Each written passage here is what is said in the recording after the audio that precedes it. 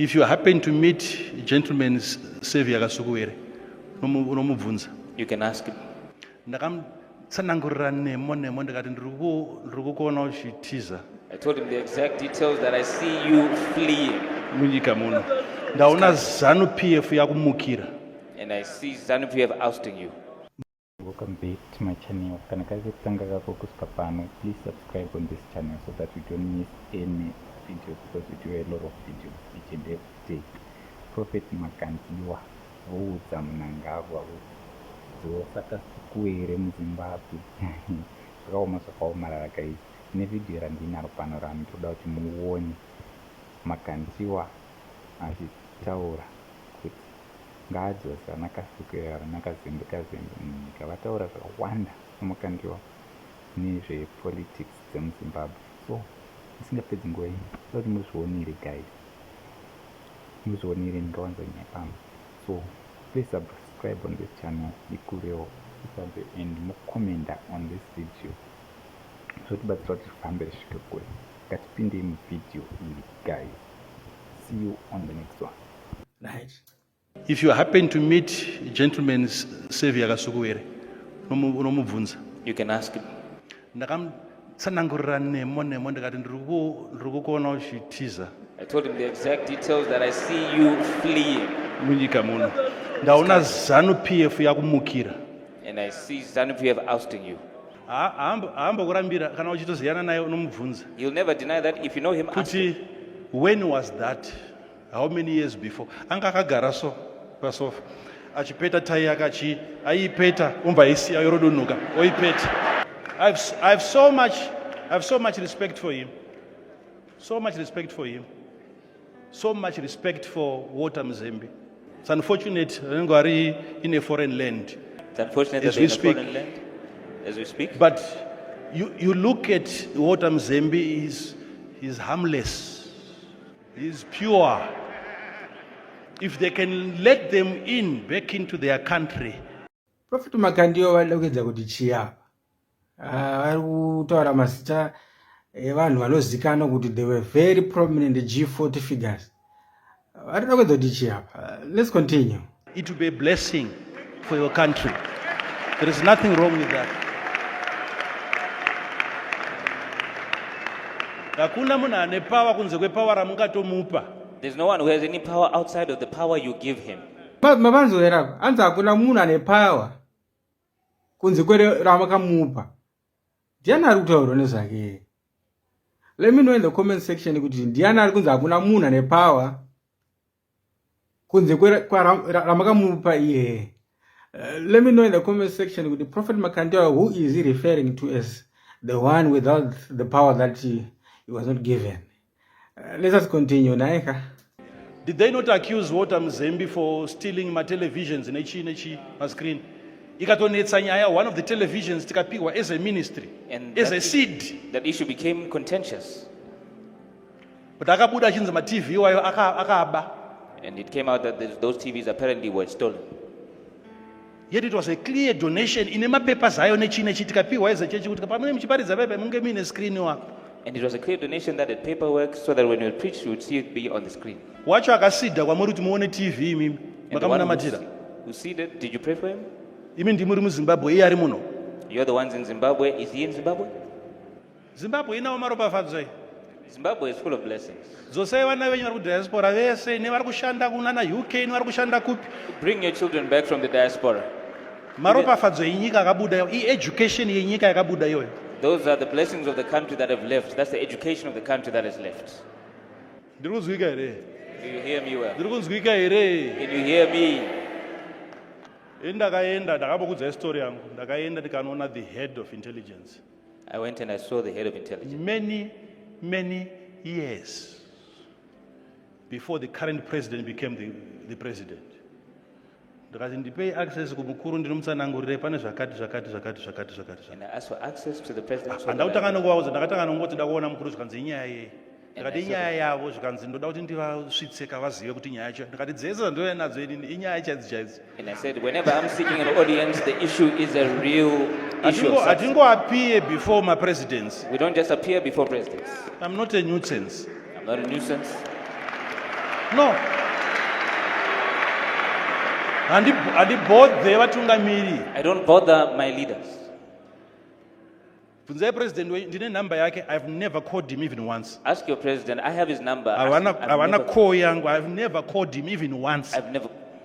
So mukuru weintelligence akati nyaya ndeichi ndikati. So the head of intelligence asked, what's the But it's issue? okay, ndikupe briefly. Ndapakati ndakaona asumuka mbantora chibhuku chake. And I said, Vadzoka mbataka kunyora. Mweya mbatonditi ukana munhu akunyora kuda kunosvitsa. Ega. And you Ko see- point form muruda kunyaya kumva matora manotsi ese. and he was taking notes in point form, and I could tell that he wanted to go and relay this issue himself. Ndakatoziva kuti And I knew, yeah. Well, no matter what you can say, no matter what you can think, you cannot see that man as a small person. He was great. Yes? He was great. Yes, he was anointed by God. Wamgabe, no matter what you can think, no matter what you can say, he was anointed by God. So Prophet Makandiwa is saying that the former president, Baba Bona, RGM, was anointed. What is he trying to say exactly? Because Prophet Makandiwa, if you listen to this message, it has some metaphors. He is not going straight to the point, but he is saying the story that he is not saying. If you actually read between the lines, because he is saying that President RGM was anointed, yet he was removed by a coup. So what is he trying to say exactly? Why is he also saying that advocating for the G40 guys to be brought back into Zimbabwe? What has changed? Because now he's saying that President RGM was anointed. So how was the anointed removed?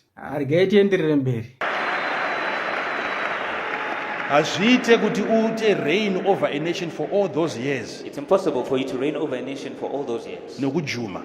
by chance. Hapana chinhu chinobohwa kuti unoita leader There's nothing as annoying as you having a leader gwara. who is cowardly. He would stand for us, stand for our beliefs, stand for our culture. Anzi apana chine chinorwadza sekuita leader gwara. Ndiani ari kudzi gwara na Prophet Makandiwa? Regai tienderere mberi. Vari ku-UN, Right there, the UN. in the face of all of these presidents, vaitaura zvavanoda. And he would say exactly what he wanted to say.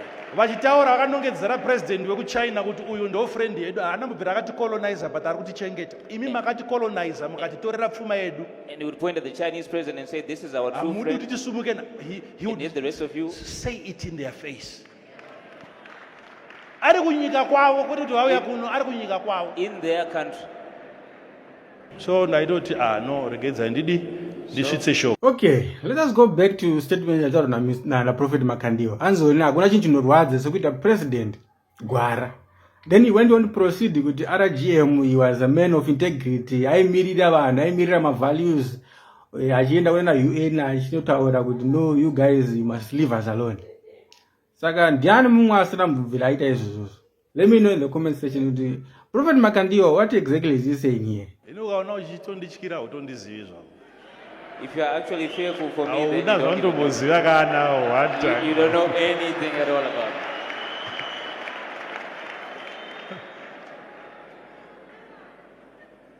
iwewe da wakaratidzwa naMwari iwewe.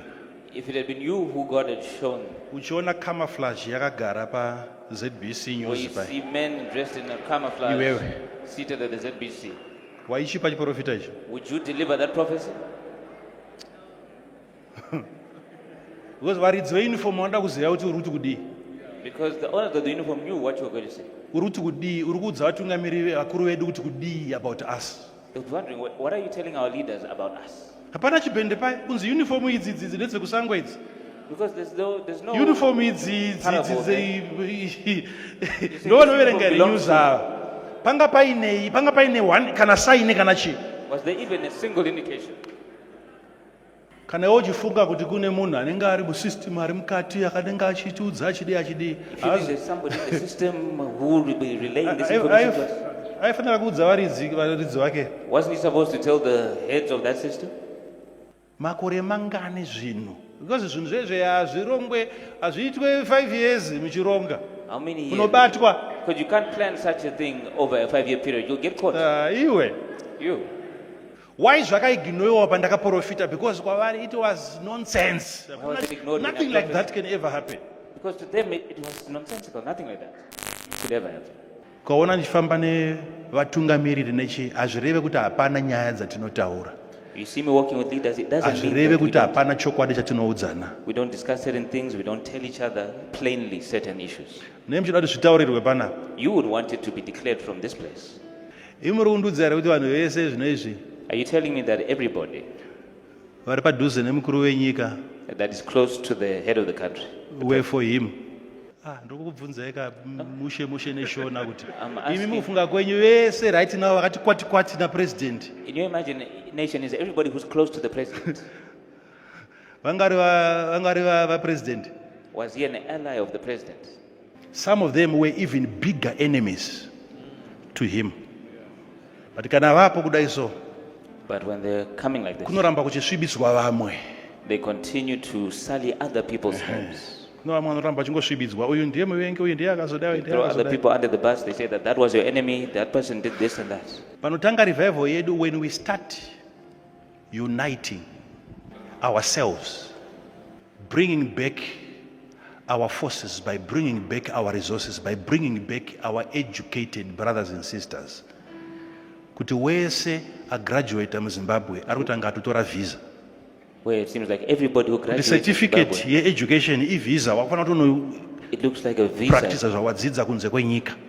You are forced to When practice we what you learned start outside bringing the country. back everyone, vanhu vakatanga kudzoka When people start coming back- wazvona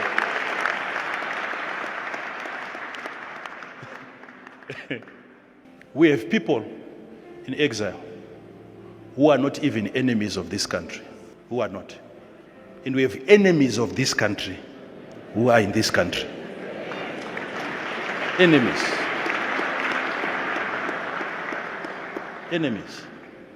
Enemies, real enemies. Uchifunga kuti ndinoparidza zvepolitics, If you think that I preach about politics, uri right. you're right. Hapana zvandosiya. I don't know anything. Hapana zvandosiya. I don't know anything. Hapana. Hapana. I won't leave anything out. Because I know once I see something, tikati kuti solution iyi ndiyo. And we say that this Chero is vanhu the correct vakatenderana solution. nekoko vakadiya kusvika mangosudzoka ipapo. Until you come When back to the people solution that I start to had. unite, Zimbabweans, I know this is going to be very, very difficult for you to accept. Munofunga kuti maybe solution is outside. I know When we Zimbabweans- start uniting, Tega, When you start to and unite agreeing and accepting each other, Tega, amongst ourselves, kuti ukangoona where a if you see fellow Zimbabwean woziva kuti he is my brother, a fellow is my Zimbabwean and sister. you know that that's my brother, hakuna chabira mumwe, that no one is going to steal from the hakuna other. chaponda mumwe. No one is going to beat up the other. Delusion. Takabhoiriswa pfungwa idzi. It's a delusion. Our brains Dzikaibva mbadza yanikwa mbadza oma. were boiled. They became So once ripe, brain dzangu biltong and they were hung out to dry. apasisina, you cannot, because honestly Once your brain becomes ndiudzei biltong. kuti ndiani politician angaite power Which politician can become powerful? rekuti vanhu vanomukirana kudamburana zvigunwe kudai, vanhu vanodamburana maoko kumamisha uko To the extent that people can start chopping kuti off each other's uri feet wepati yakati uyu achiti uri wepati yakati. over which party. Same village, musha panapa, musha wenyapa, munda wakapa, munda wakwapa, My homestead here, yours there, munorwira mutungamiri and we fight over a political leader zvokuurayana paruzevha. to the extent of killing each other in the village. Woti tinofunga And we say that we are thinking people kuurayirana munhu killing each other over a person, anogona kumuka akafawo iye wacho. a person who can be dead tomorrow. Delusion. That's a delusion. Hatifanira kuvengana nokuda kwema-political parties. We should never hate each other over political parties. You must look at Zimbabwe from its God-given perspective. There's a proper perspective here. When you look at it, apana party. When you look at it, there's no party. Hapana party. There's no party. Hapana party. Ingandambo kupa inzwisa wani ndikati ona munhu wese ari muzanu achadzingwa vakadzingwa vese. Andakuudza. I told you everybody in Ayo Zanu will be wakanaomana ousted and they were naomana. ousted. Ungataura zvakadaro usingaprovide. How do you stand pamberi pevanhu woti everyone in Zanu PF will be fired? 9 April 2017. Vanenge vachifayiwa nani? Who would be firing them? Yeah. Vanenge vachifayiwa nani? Who would fire them? Iwe zvifunge vanenge vachifayiwa nani kuti munhu wese ari muzanu PF ari kufayiwa? When you think about it, who would be the one to fire? Everyone in Zanu PF is being fired. By who? Ukazonzwa ndakutaura zvinhu woti ondisa muqueue yevanhu vari kucomment about politics ndibvise imomo. And then you hear me saying No, other no, things and you put me in the comment, same queue of people commenting our politics. Uh-uh. Please, take me out of that category. When we start looking at each other neziso With the eye reukama of fellowship, kuti hanzvadzi yangu iyi that my sister, my haitambure brother, cannot ndiripo, struggle when I am there. brother yangu iyi That my brother haitambure ndiripo, cannot struggle whilst I am there. hazviite ini ndine mabasa ekuti chero dai kunzi ndatambura ndashaya chero ndikanzi ndikupiwa mari iyi, I can never imagine myself beating my own mother nekuti vari kutengesa madomasi pamusika. Because never. she's selling tomatoes in the market. Handisi kuti harizi basa, ndiri I'm not saying kuti it's not a job. inini I'm saying that I personally, I, hakuna chinoitika pandiri kuti ndisvike pakurova mai andirove mai vangu, hazviite. nothing can ever happen to me that will cause me to beat up my own mother. Hazviite. That will never happen. Kana riro rega basa rasara ndinoresigna. If that's the only job remaining, then it's time for me to resign. I'll resign. Izvozvo ndofanira kufunga kuti mai vangu ava I have to think that my mother, vasirwa vazukuru vangani, how many grandkids is she looking after? vana vari kuita misikanzwa wako vofa vosiya vana vese vari kunoungana pana gogo. People do a lot of mischief out there, then they die and they leave Saka their kids gogo for the ava grandmother. vakasatengesa So if she can't sell these, tumapepa twematemba, these little carpenter fish, gogo ava vakasatengesa mazhanje, that if she can't sell fruit, handisi kuti ngazviitwe zvisiri ndiri kungoti ndofanira kufunga kuti I'm not saka saying, pinda mutsoka dzagogo uone uine vana 7 pamba Put vana yourself kudya. in her shoes. Pinda mutsoka dzagogo kuti and imagine those 7 kids depending on you. ngative inyika Let's be a nation inoziya zvokurambidza but uchiuti vanhu kana watiregedza icho pane chokuita, ngapange paine that knows what to forbid. chokuita. Where we say, if you can't do this, we have an alternative for people to pursue. There's something else for people to do. Ini mubvunzo wangu uri kuti ndiri kuda kuziva kuti kana ndarambidza Having forbidden mbuya ava kutengesa this grandmother from selling mazhanje, fruits, ndiri kuti voita sei? Handisi kuti musandise nharo ka, hatingokopa nyika dzine utsanana, we don't just copy the nations that have tinokopa got neat nemaeconomies cities. adzo. We have to copy also even their economy. Havana kutanga nemuramba tsvina, They didn't start No. by refusing. vanonovaka maflats, They start- maaccommodation, vouya kumatangwena vopaza voti endai kudzimba dzakavakwa. They start by building accommodations before they destroy shanty towns. Tikazvibatira padumbu kungoti no vanhu vangada If we tauni just- yese nemarara, Start this story midway. ndo economy yacho. That's the economy. Zvinhu hazvina kumira zvakanaka. Things are not well. There you go, Vanavevu. Let me know what you think in the comment section. I don't want to spend much of the time. Already we have clocked 20 minutes to going through this video. If you want to watch the full sermon, you can go and watch it on Prophet Makandiwa's YouTube channel. I think it's 4 hours, but the Jews started around 3 hours going to 4 hours. Yes, so please, if you like this commentary, please like and subscribe to the channel.